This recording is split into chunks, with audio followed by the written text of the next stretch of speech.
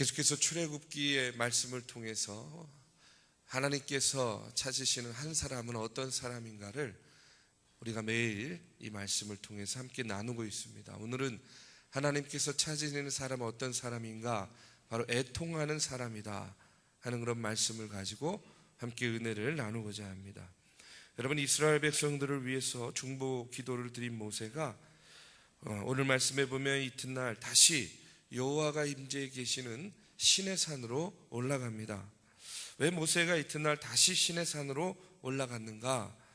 오늘 30절의 말씀에 보니까 모세가 다시 시내산에 올라간 이유는 다시 기도를 드리기 위해서, 이스라엘 백성들을 위해서 다시 중보하며 기도하기 위해서 시내산으로 올라갑니다.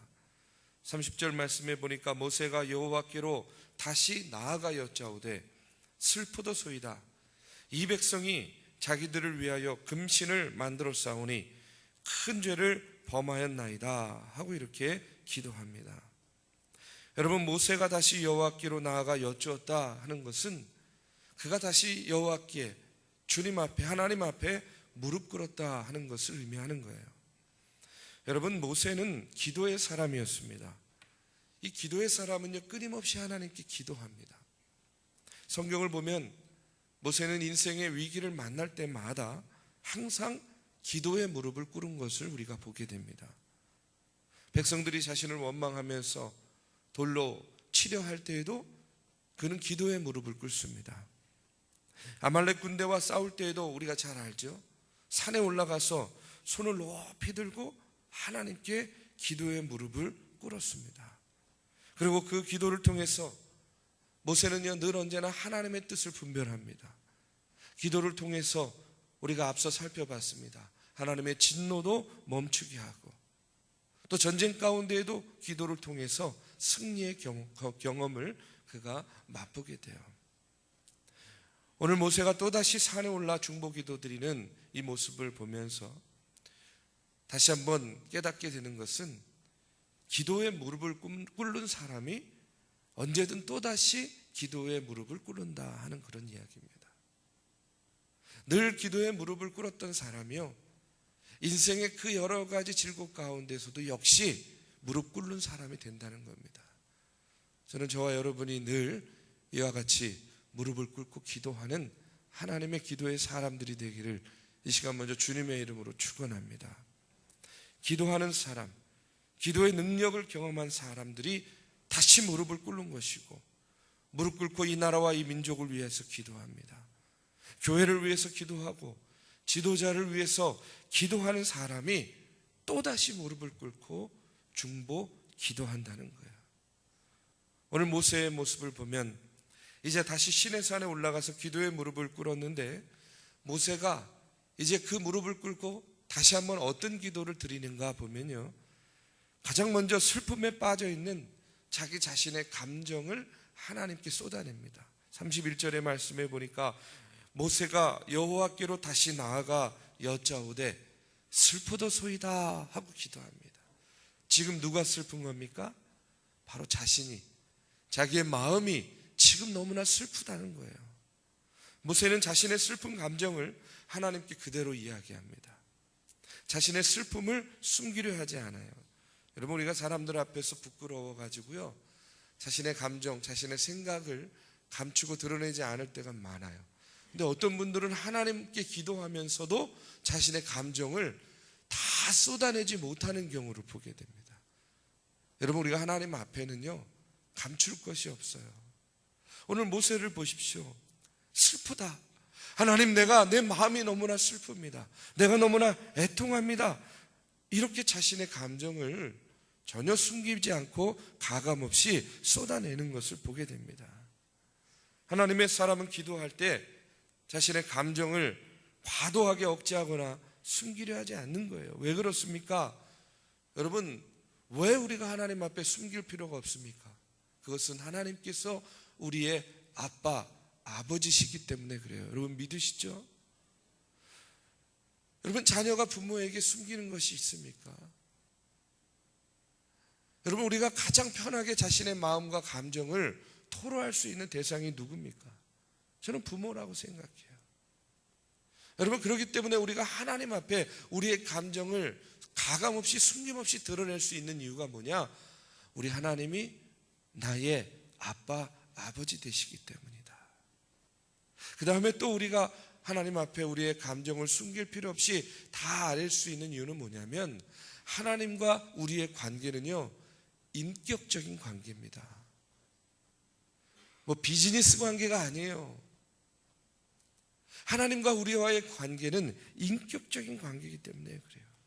인격에는 지식, 감정, 의지라는 세 가지 요소가 있는데, 우리 하나님 역시요, 우리에게 자신의 감정을, 자녀된 자신의 감정을 역시 솔직하게 드러내세요. 우리만 하나님께 감정을 드러내는 것이 아니라 하나님께서도 우리에게 자신의 감정을 이야기한다는 거예요. 성경에 보면 내가 너로 인하여 기쁨을 이기지 못한다. 하나님께서 우리를 보고 말씀하시는 겁니다. 내가 너로 인해서 기쁨을 이기지 못한다. 기쁨을 느낄 때만 있는 것이 아니에요. 홍수로 세상을 심판하기 전에는 또 뭐라고 이야기하십니까? 내가 땅 위에 사람 지은 것을 한탄한다, 이렇게 이야기하세요. 하나님과 우리는 인격적인 관계입니다. 우리가 하나님의 형상을 따라 우리 안에 인격이 있다는 것은 하나님 안에도 인격이 있다는 거예요. 그렇죠? 하나님도 인격적인 분으로서 자신의 감정을 여러분 숨기지 않고 자녀된 우리에게 솔직하게 드러내시는 거예요. 그렇다면 여러분, 우리 역시요, 우리의 감정을 솔직하게 드러내 보일 수 있어야 됩니다. 그래서 모세 역시 하나님 앞에 나아가서 지금 기도하는 거예요. 슬프도소이다, 슬프도소이다. 자신의 감정을 표출하고 있습니다. 여러분, 성경을 보면 자신의 감정을 솔직하게 드러내며 애통하며 기도하는 사람들을 우리가 여럿을 볼 수 있습니다. 예레미야 선지자를 보면 자신을 태어나기 전부터 성별해서 선지자로 세우셨다는 말씀을 듣고 내가 슬프도소이다 고백합니다. 예레미야 1장 6절의 말씀에 보면 내가 이르되 슬프도소이다 주 여호와여 보소서 나는 아이라 말할 줄을 알지 못하나이다 하고 이렇게 고백해요. 예레미야는 부르심의 소명을 받았을 뿐만 아니라 여러 차례 하나님께로부터 하나님의 말씀을 받고 이 백성들의 그 타락한 모습을 보면서 애통하며 눈물 지으며 하나님께 자신의 감정을 아뢰는 것을 보게 돼요.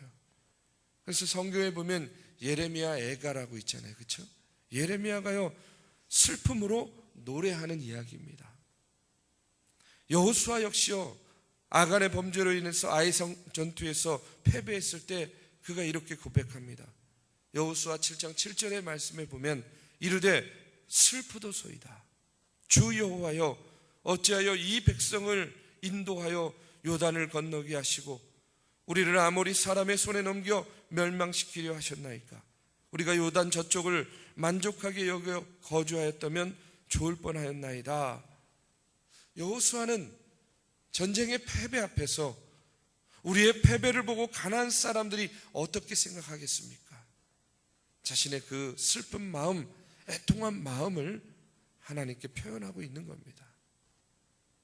우리가 지금 수요 예배 때 사무엘서를 강의하고 있지만 우리가 사무엘서에 보면은 한나의 이야기가 나옵니다.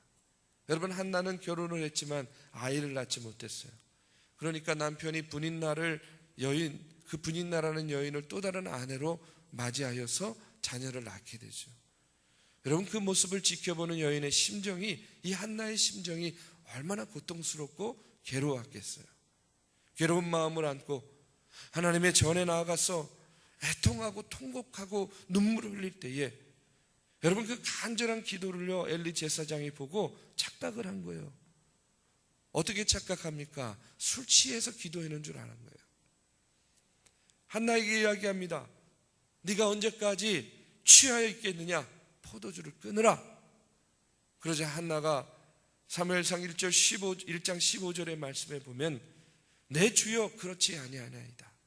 나의 마음이 슬픈 여자라. 포도주나 독주를 마신 것이 아니요 여호와 앞에 내 심정을 통한 것뿐이오니 하고 이렇게 이야기해요. 한나는 자신의 괴로운 심정을 하나님께 나아가서 지금 애통하며 기도하고 있는 겁니다. 여러분, 하나님의 사람들은 하나님 앞에 나아가서 자신의 마음을 토해내면서 기도해야 되는 거예요. 하나님은 이와 같이 애통하며 자신의 마음을 토해내며 기도하는 사람들을 찾고 그 기도 가운데에 응답하여 주신다는 그런 이야기입니다. 다윗은 시편 62편 8절의 말씀에서 우리들에게 이렇게 권면하고 있습니다. 백성들아, 시시로 그를 의지하고 그의 앞에 마음을 토하라. 하나님은 우리의 피난처시로다. 시시로 하나님을 의지하면서 하나님 앞에 마음을 토하라는 겁니다. 왜냐? 하나님은 우리의 피난처시라는 겁니다. 여러분, 한번 기억해 보십시오. 생각해 보십시오. 아니, 먼 과거의 이야기, 과거의 모습을 생각하는 것이 아니라 지금 오늘을 사는 나의 모습을 볼 때에, 여러분, 오늘 앞서 말씀드린 이 성경에 나오는 우리 믿음의 선진들과 같이요, 정말로 애통하는 마음으로, 정말로 애통하는 심정으로 나의 삶을 하나님 앞에, 이 나라와 이 민족, 이 교회를 위해서, 또 우리들의 이웃들을 위해서, 자녀들을 위해서, 여러분, 얼마나 우리가 이렇게 애통하고 통곡하고 토해내면서 여러분 기도한 적이 있었습니까?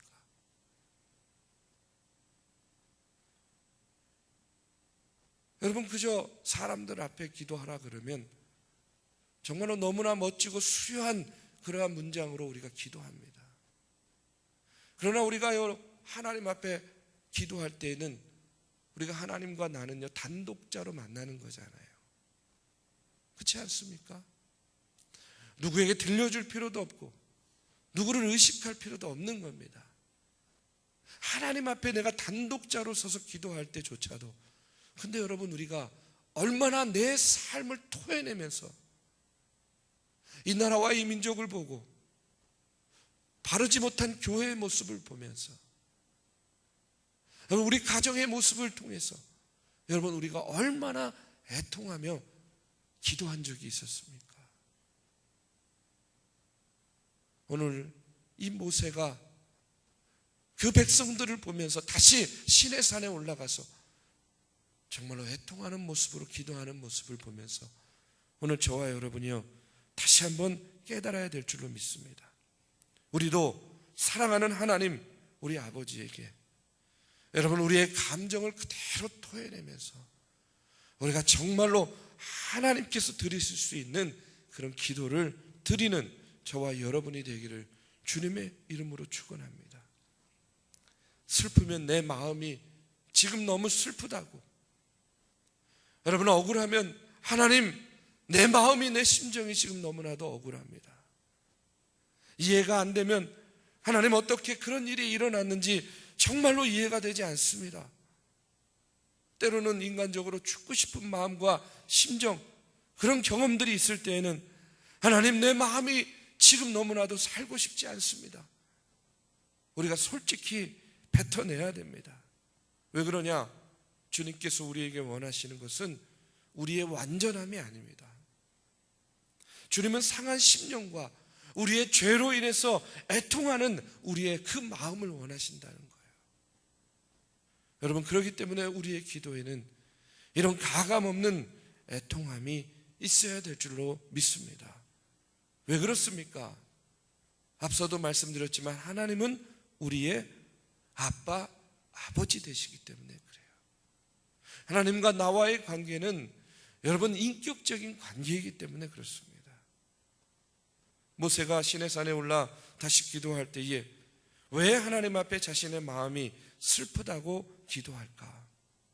자신의 수고와 희생, 자신이 드린 그런 중보 기도를 백성들이 들어주지 않으니까 그것이 서운해서 슬프다고 기도하는 것일까? 여러분, 그렇지 않습니다.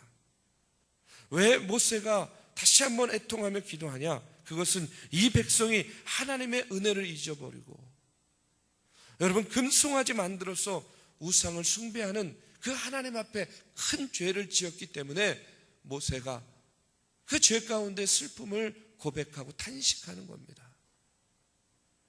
오늘 31절의 말씀에 보니까 모세가 여호와께로 나아가 여짜오되 슬프도소이다. 이 백성이 자기들을 위하여 금신을 만들어 쌓으니 큰 죄를 범하였나이다. 이 백성의 큰 죄로 인해서 모세는 지금 애통하고 있는 거예요. 여러분, 그렇다면 오늘 내게도 이런 죄로 인한 슬픔이 있나 우리가 다시 한번 돌아봐야 돼요. 여러분, 이 민족이 지은 죄로 인한 그 애통함이 나에게 있습니까? 그냥 나는 나, 이 백성은 이 백성, 이 민족은 이 민족이고 나와는 전혀 상관없고 나와는 전혀 별개입니까?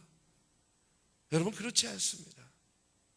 우리는 이 민족의 죄로 인해서 우리가 애통하는 마음이 있어야 됩니다. 여러분, 내 자녀가 지은 죄로 인한 슬픔이 있습니까? 우리는 내가 지은 죄로 인하여서는 애통하면서도 내 자녀의 죄로 인해서는요 별로 애통하지 않아요. 내가 지은 죄로 인해서는 속상해하면서도 어떤 교회의 분쟁이나 어떤 목회자가 시험에 들어서 넘어졌다 하는 그런 소식을 들으면 별로 슬퍼하지 않습니다. 오히려 비난하기에 급급합니다. 여러분, 우리는 자녀의 죄로 인해서 가슴을 치면서 슬퍼해 본 적이 있습니까? 자녀의 취직이나 결혼 문제, 이런 진로 때문에는 우리가 슬퍼하고 속상해하지만 여러분, 자녀가 지은 죄로 인해서 우리가 슬퍼하는 부모는요 그렇게 많지 않아요. 죄에 대한 분노, 죄에 대한 그런 슬픈 마음과 감정이 우리에게 있어야 됩니다. 그럴 때 우리가 그 죄로 인해서 애통하며 기도할 수 있다는 그런 이야기예요. 예수님께서 누가복음 23장 28절의 말씀에 보면 나를 위하여 울지 말고 너희와 너희 자녀를 위하여 울라 하고 말씀하시는 것도 바로 그 이유예요. 다시 한번 말씀드립니다. 우리는요 자라나는 세대들 자녀들을 위해서 그들의 진로, 그들의 결혼, 그들의 아니, 오늘 특별히 이제 수능 시험 보는 날 아닙니까? 그 같은 시험, 이런 것들 때문에는 마음 졸이고 가슴 졸이면서 우리가 기도를 하는데 정작 자녀의 죄의 문제 때문에 기도하고 애통하는 경우는 너무나 드물다는 거예요. 여러분, 우리가 부모된 우리로서 우리가 먼저 기도해야 될 것은요 우리 자라나는 세대들의 죄의 문제 때문에 기도해야 될 줄로 믿습니다. 하나님과 점점 멀어져가는 그런 자녀들의 모습을 보면서 우리가 애통하면서 기도해야 됩니다. 점점 세상 속으로 빠져만 가는 남편의 모습을 보면요 그 모습을 보면서 우리가 기도해야 돼요. 밤새도록 술 마시며 비틀거리고 세상 가운데에서 방황하는 저 다음 세대들을 보면서 우리가 애통해야 됩니다. 나와 내 자녀, 내 조국을 위해서 울고 슬퍼할 수 있는 자가 여러분 중보기도 드리는 겁니다. 다시 무릎 꿇는 겁니다. 모세처럼 다시 무릎 꿇고 기도할 수 있는 사람이 된다는 거예요. 여러분, 왜 시마다 때마다 우리가 특별 새벽 기도회로 모여서 우리가 기도해야 됩니까? 기도하는 자가 기도하기 때문에 그렇습니다. 무릎 꿇는 자가 무릎 꿇는 겁니다. 이 나라와 이 민족 교회를 위해서 이웃을 위해서 애통함을 가진 자가 역시 또 무릎 꿇고 애통하며 기도하는 자가 되기 때문에 그렇습니다.